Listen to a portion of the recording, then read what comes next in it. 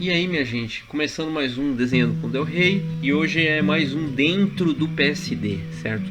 E hoje eu vou falar dessa arte que é uma arte um pouco mais cartunesca, né, do que a anterior. A anterior eu fiz aquele orc. Inclusive até tem que falar pra vocês que gostei muito da repercussão, me impressionou muito a repercussão. O vídeo escalou muito rápido, escalou muito bem nas visualizações. Esse caminho que a gente escolheu aqui para fazer tá dando certo. Então é isso que eu pretendo fazer aqui mais vezes, né? Então dessa vez eu escolhi um cenário, né, para ficar um pouco diferente e um pouco menos anatômico, vamos dizer assim, né? Menos caricato, né? E aí um pouco mais cartoon. Bom, essa arte aqui eu fiz no Photoshop também, tá? Então dentro do PSD normalmente vai ser dentro do Photoshop, até porque, né? PSD só dentro do Photoshop.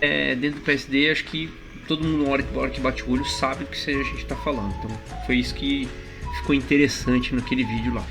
Aqui tá agora organizadinho para vocês poderem ver. Os layers, né? Tem o layer dos personagens e o layer do grupo da casinha.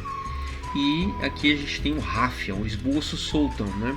Ao contrário do outro, o anterior eu tinha um esboço feito no caderno, né? E aí eu quis usar o esboço do caderno para fazer uma versão digital, né? Nesse caso não, nesse caso o esboço já era digital e eu só fui aprimorando etapa por etapa, né? Eu falei isso no vídeo passado, mas é interessante falar aqui também, que é uma coisa bem recorrente para quem já trabalha com animação, né? Que é a ideia de que você vai limpando cada vez mais o desenho, você vai melhorando o desenho em cada etapa. Ou seja, não é o RAF, do RAF a gente já finaliza, não, é do RAF, aí a gente faz uma limpeza de traço, se a limpeza de traço não ficar boa, a gente faz outra limpeza de traço e assim por diante, né? Então, esse é o esboço original, tá? Vocês podem ver que não tem muito detalhe, era mais para ver a forma geral, silhueta, né, que eu criei nesse desenho aqui, tá? Se alguém perguntar de brush, né, no outro não falei de brush, mas eu uso na verdade esse brush aqui mais, né, ó. Hoje eu tô usando mais esse, né? E aí a gente tem uns outros aqui que também são legais, né, ó. Meio parecido inclusive com esse esboço da casinha. Acho que esse da casinha é mais esse aqui, tá vendo? Eu prefiro esses que aparentam mais a textura do lápis, assim, né, para fazer esboço inicial, né? Uma questão meio que genérica, na verdade, porque tudo aqui é digital, né? Então eu poderia só baixar a opacidade e ia ter a impressão de que aquilo ali é um esboço também, da mesma forma. Às vezes eu dou uma configurada, né, na dinâmica aqui, não sei se vocês estão acostumados com isso, mas aqui tem toda uma janela de dinâmicas para você trabalhar com o brush. Uma vez ou outro vem aqui e regulo um pouco o minimum diâmetro, um size jitter aqui, tá vendo? A maioria das vezes eu coloco pen pressure quando não tem.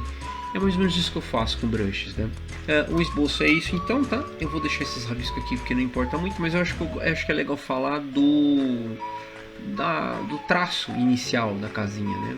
Pra gente poder fazer uma comparação, assim, né?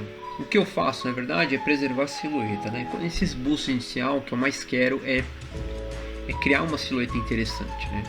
Tem muitas coisas que mudaram, né? Que se refere aos detalhes, porque na hora que eu vou fazendo o traço, eu já vou pondo. Mas eu acho que as coisas que ficam uma evidência aqui que eu mais curti são os formatos das telhas, né? Você vê aqui os formatos das telhas desde o início. Eu estava pensando em fazer uma telha aqui que tem a curva bem grande, né? Que mais? E essa lâmpada na frente da casinha já tinha desde o início também, né? Aqui se a gente for ver com o personagem estava um pouquinho maior. Eu dei uma lapidada boa, né, com uma construção um pouco mais fofinha. Acho que ficou até mais fofinho esse personagem, esse jacarezinho aqui. Dinossauro, sei lá, né, um reptiliano. O passarinho não tinha, né? Passarinho depois Por que eu prefiro fazer um esboço solto desse jeito? O meu comprometimento com os detalhes é menor, tá? Eu já falei isso já em outro vídeo, mas acho que é importante deixar bem frisado. Se você costuma fazer desenhos que desde o esboço inicial você procura ter definição, tá perdendo a chance de ter um desenho mais solto, um desenho mais expressivo, tá perdendo a chance até de se surpreender às vezes com uma silhueta que você acaba no gesto ali criando, né? E é isso que eu não quero perder no esboço. Isso é uma coisa que eu adquiri tanto pintando quanto na animação, né? Então sempre o desenho expressivo ligado ao desenho gestual e menos ao desenho detalhado mesmo, assim, sabe? Estrutura muito detalhada. A estrutura eu deixo para detalhar depois, ou numa instância anterior ao traço final, né? Ou já no traço final. Tá? Nesse caso aqui eu fiz já no traço final. Até porque quando eu estou desenhando assim cartoon, e até aquele do Orc também, eu costumo fazer o que com o desenho? Eu desenho ele imitando um pouco o esboço ainda. Eu quero trazer ainda dessa expressividade, porque o que eu já vi muito acontecer é de desenhos que na hora que vai para a arte final perdem aquela charme, aquela tortuosidade, porque aí a gente quer controlar muito o traço e perde. Então eu tento imitar o máximo possível. Então as linhas não são muito precisas mesmo, a textura ficando tortuoso, eu vou aproveitando da estética da textura, eu pinto meio de qualquer jeito para ficar umas arestas. Eu gosto dessa aparência de uma coisa que foi desenhada mesmo na mão e que não é uma coisa vetorial, sabe? Não é uma coisa perfeita, né? Não gosto dessa aparência de perfeito. Legal, então o esboço é isso. Eu vou apagar aqui ele aqui rapidinho, né?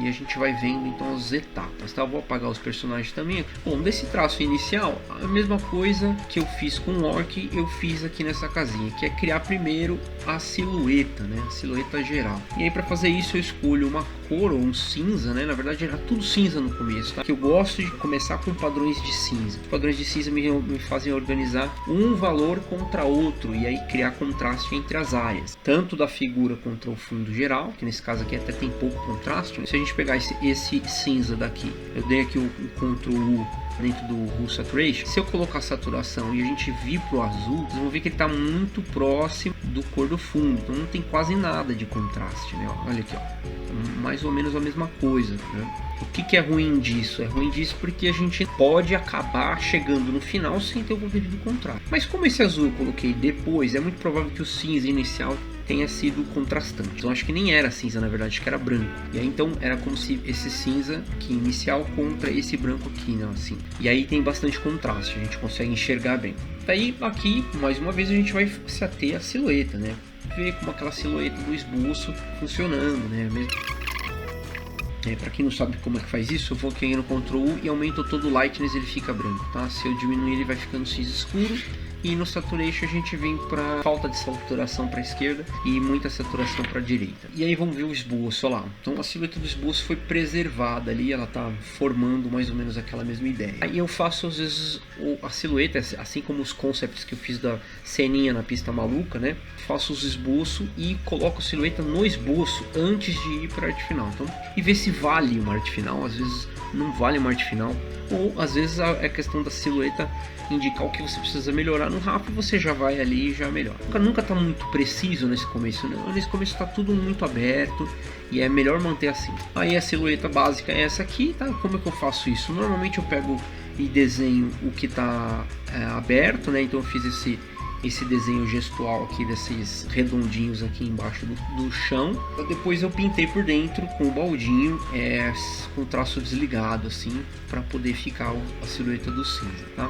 Aí depois que tá feito isso, eu vou selecionar áreas e aí eu vou chegar nesses cinzas aqui. Eu acho que os cinzas não eram assim, acho que era um pouco diferente, mas devagarinho eu vou calibrando e vou chegando nesses cinzas aqui. Eu garanto que as partes da casinha vão se contrastar, que é o que eu tava falando antes, né? Essa bordinha de madeira aqui, ela contrasta da parede, que contrasta da pedra. Tá vendo que aqui é um cinza um pouquinho diferente, nessa cinza diferente. Esse cinza aqui é um, ó, esse aqui é outro, ó, dá uma clareada de leve. E aí eu vou meio que escalonando os cinzas em todos os cinzas que eu quero para separar todas as áreas, né? Essa imagem aqui tem uma coisa diferente, se eu não me engano, eu não sei se do Orc tem, acho que tem também, mas nem sempre eu faço isso, tá? Que é colocar umas áreas escuras, preenchimento mesmo como se fosse preto, assim, aquele ink de quadrinhos. Assim. Aí aqui a gente tem toda a padronagem, como eu falei lá, né? Então aqui seria o nosso nível 1 de tom, né? 1 e 2 mais ou menos, porque aqui seria uma variação de, na verdade, de 3 tons, né? Esse cinza escuro, esse cinza médio e um cinza claro, né? E através desses 3 tons já está pronto para começar a entrar com sombra. Essa separação até ficar mais fácil. Também tem um outro recurso que eu não falei no Orc, que às vezes eu quero selecionar esse cinza, tá? Aqui tem um alizezinho, tá vendo? Então esse mesmo cinza está pegando aqui na bordinha. Mas é bem legal porque se eu quiser pintar só essa área, já tá fácil de selecionar, né? Ó, esse cinza aqui, ó, tá vendo? Esse cinza aqui não tem outro fora, tá vendo? Então eu consigo pintar só ele, tá? Aqui também é importante, ó, contiguous e sample all layers, para poder selecionar tudo que tá nos layers, né?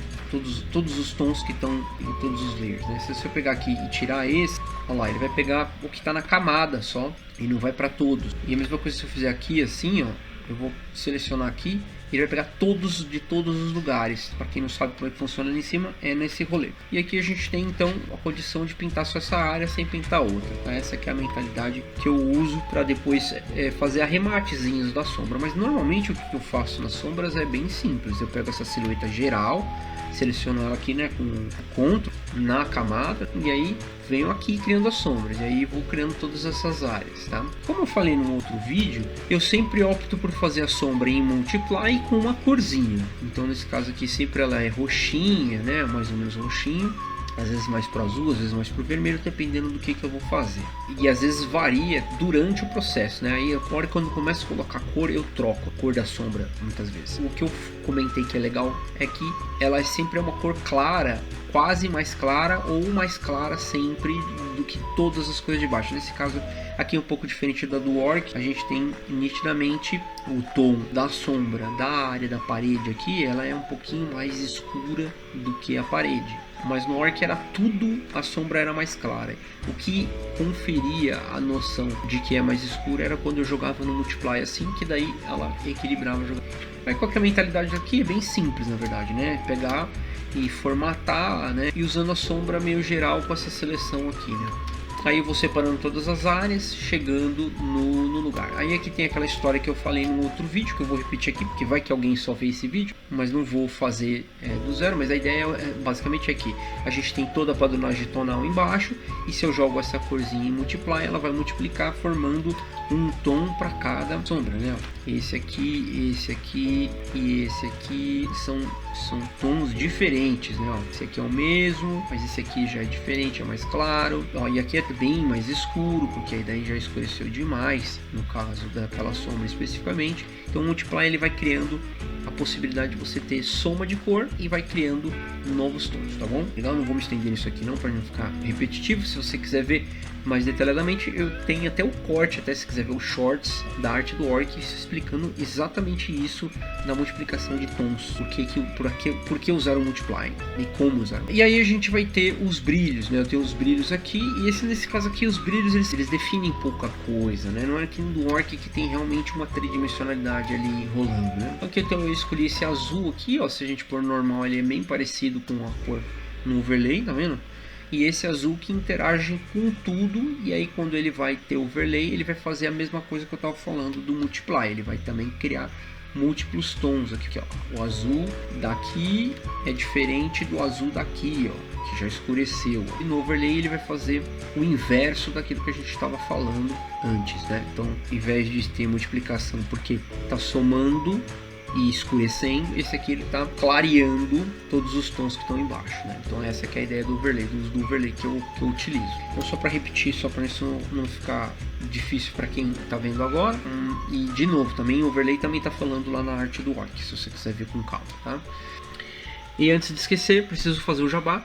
Eu vou pôr aqui na tela o meu livro 4 tons, foi feito em 2016 e ele conta com uma quantidade de artes minhas que são bem legais para quem está estudando pintura e até para entender essa mecânica dos 4 tons que eu venho falando, né? Que eu falei lá na arte do Orc, e pretendo fazer ainda um ilustrando em 4 tons especificamente aqui para o canal, tá? Aqui vocês puderam ver que nessa arte também tem isso, tá? E esses estudos começaram a partir desse livro, das artes que eu fazia de demonstração na escola que eu dava aula, e fizeram parte do meu livro. Quem contribuir com o livro, que isso custa R$15, ganha também uma ilustração, um desenho. Eu vou colocar aqui também o videozinho enquanto eu termino de falar, para vocês poderem ver eu fazendo o desenho para uma das pessoas que contribuiu aqui com o canal, que é um seguidor lá do Instagram também. Daí a gente tem aqui brilhos, e aí meio que está definido. A partir daqui eu começo a separar as cores. Então o que eu faço basicamente é pegar essas tonalidades todas que tem aqui, tá? Eu vou apagar aqui geral só para a gente poder ver, e vou deixar só tons e traço. E aí eu vou pegar esses tons aqui, né? Colorize tons por cores. Peraí, acho que está no lugar errado, né? Ah, tá. Eu tô fazendo um layer errado. Esse layer aqui, apesar de eu estar selecionando o cinza aqui, ó, ele não tá aqui, né? Ele é um vazado, ele é um buraco que vai dar na silhueta. Então é mais fácil pegar a silhueta em si e colorize, né, nela, e aí troca a cor para, sei lá, amarelinho assim, né? É isso basicamente que eu faço. Aí eu vou transformando todos os tons em cores para preservar a tonalidade que vai dar contraste. Então daí como ficou? Ficou essa cor base com essas cores aqui, tá? Essas foram as cores que eu selecionei trocando lá no Hue Saturation, tá? E aí a gente vê se funciona com a sombra e o brilho, né? E aí tá funcionando legal, né? Ficou bacaninho, bonitinho. Já acho bonitinho assim, mas claro que eu sempre vou colocar outros efeitos. E o primeiro efeito que me veio à mente aqui foi esse do layer efeito mesmo, que é um azulzinho, uma contraluz azul aqui, ó. Deixa eu aumentar o brilho só para vocês poderem ver mais clarinho, ó, tá vendo? É uma luzinha que ela tá em vários lugares, tá vendo? Mas aí eu dou uma especial característica para algumas áreas, né? E aí ele consegue dar uma luminosidade, uma contraluz ali bonitinha. E o outro efeito que eu sempre coloco é o gradiente, né? O gradiente, eu jogo um gradiente que eu já expliquei já várias vezes nos outros vídeos, mas nunca é demais, né? Basicamente pegar o layer da silhueta aqui, dar com o Ctrl em cima do layer para você poder selecionar a silhueta ou duplicar, tanto faz, né? Cria um layer novo e vem aqui no Ctrl G, ó, até você chegar nesse gradiente aqui de cima, laranjinha pro roxo. É sempre esse que eu uso, né? A galera até vai ficar cansada de tantas vezes que eu já falei isso, né? Pronto, aí depois que eu coloquei esse filtro, eu jogo ele aqui em cima e ponho no overlay primeiro, para depois ir regulando, tá? Basicamente isso. Aí eu regulo ele, ponho um pouco mais de lightness para ele não ficar com um contraste tão forte, e vou brincando aqui para procurar qual que é o clima que eu vou querer, tá? Então mais ou menos a ideia do clima são logicamente a seleção de cor inicial, mais esse tipo de filtro que vai dar, né, a impressão, né, do que a gente está querendo passar. Se é mais de dia, se é mais de noite, se é, enfim, qual que é a sua ideia. Comecei a trabalhar autoral também, eu fui meio que no olho, fui criando, né? E aí ficou assim, né? Eu acabei um gradiente meio esverdeado aqui, ó, né? Que se eu... aí tem uma vantagem também, tá aqui no Hue, eu posso pegar esse gradiente depois e ir trocando, tá vendo? Porque aí o gradiente que é uma cor roxa pro laranja, ela pode ser, na variação de matiz, você vai poder ter uma variedade desse mesmo gradiente, né? Então eu vou basicamente mexendo aqui até achar qual que é o lugar, ó, mais noturno, se você quiser mais noturno, mais azul pro roxo, enfim. Eu vou meio que brincando com isso aqui, tá? Mais roxinho assim, mais quente, fim de tarde, né? Ó. Aqui mais de dia, manhã, né? Certo? Então foi esse é o gradiente. Aí tem as luzes, né? Aqui eu faço uma cor laranja, basicamente, no overlay, né? É que aqui tem mais de uma cor, né? Se eu colocar isso aqui separado num outro lugar, ó, deixa eu fazer isso aqui para vocês verem, ó. Acho que era meio assim aquele lá que tava no fundo. E se eu arrastar essas luzes para fora aqui, ó, vocês vão ver que elas interagem com qualquer coisa que aparecer, com aquela ideia de meio que de multiplicação, né?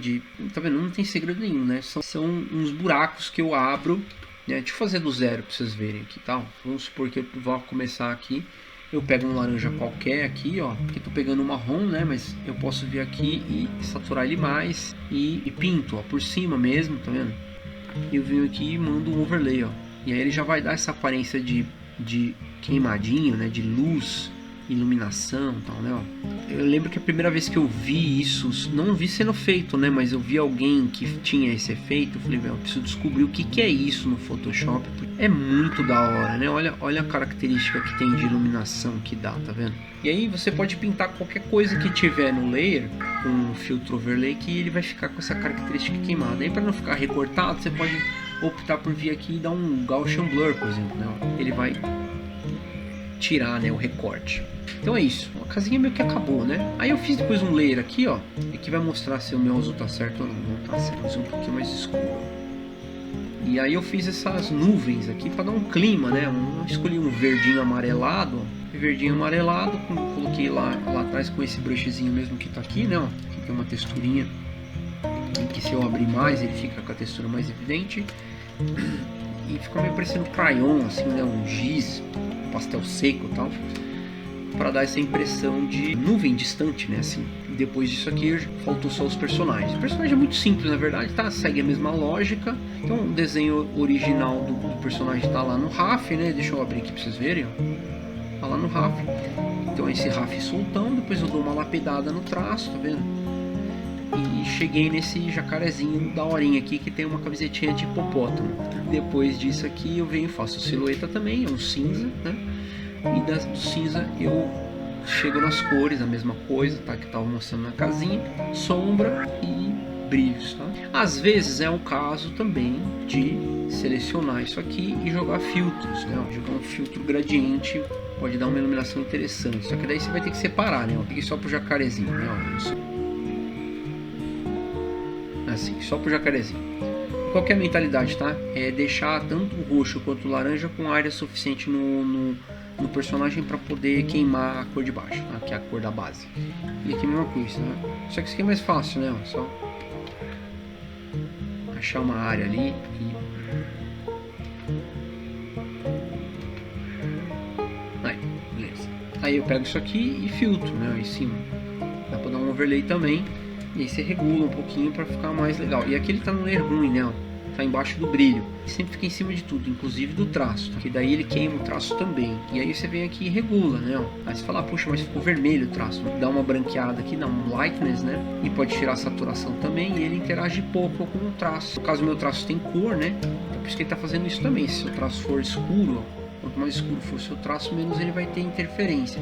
Então você pode vir aqui manualmente e trocar. Até vou deixar ele aqui. Outra manha legal é você escolher cores mais saturadas para o personagem do que as cores do fundo, tá? Eu fiz isso aqui. Tem que tomar cuidado no uso dos filtros, sombras e brilhos para que às vezes as cores do fundo e do personagem não se misturem outra vez. Mesmo você escolhendo cores saturadas para o personagem, pode ser o caso com o filtro em cima misturar um pouquinho, tá? Então toma cuidado com esse uso. Essa que é a ideia, gente. Espero que vocês tenham gostado aí. Mais um vídeo demonstrando a minha arte aí, como é que eu faço. Ilustrações didático normalmente é quase por aí sempre, às vezes mais simples até, tá? Concept art, algumas artes de animação eu fiz dessa forma. Então é isso, espero que vocês tenham gostado. Não esquece de ver os outros vídeos do canal, falando outras coisas, né? Falando de pinturas, falando de outros artistas. Também temos vídeos de conversas no canal, sempre com um convidado, tá? E esse convidado é um artista da área da animação, de ilustração, de várias áreas das artes aí, do audiovisual também, tá bom? E também de game, tá? Para quem não me segue no Instagram, Bruno Del Rey Art é onde você tem um resumo de todo o meu conteúdo. Tem o outro canal no YouTube, que é o Na Trilha, tem esse canal Desenhando com Del Rey, e tem alguns conteúdos que eu posto só no Instagram. Por exemplo, alguns processos de esferográfica, de pintura que eu venho fazendo, eu coloco lá, né? E aí depois eu trago aqui para o canal outros materiais. Então são materiais diferentes. Então se você quiser ter acesso a tudo que eu faço, é no Bruno Del Rey Art, @Bruno Del Rey Art, tá? Então é isso, espero que vocês tenham gostado. Se vocês quiserem dar uma sugestão, o que vocês gostariam que eu falasse, que tipo de coisa em arte seria legal que eu fizesse uma demonstração, ou, por exemplo, um comentário de algum artista, né, que nem eu fiz do Kim Jungi, né? Posso fazer de um outro artista, de repente, uma espécie de react, né? Acho que é uma boa. E é isso, vou ficando por aqui, valeu, obrigado por acompanhar e obrigado pelo prestígio.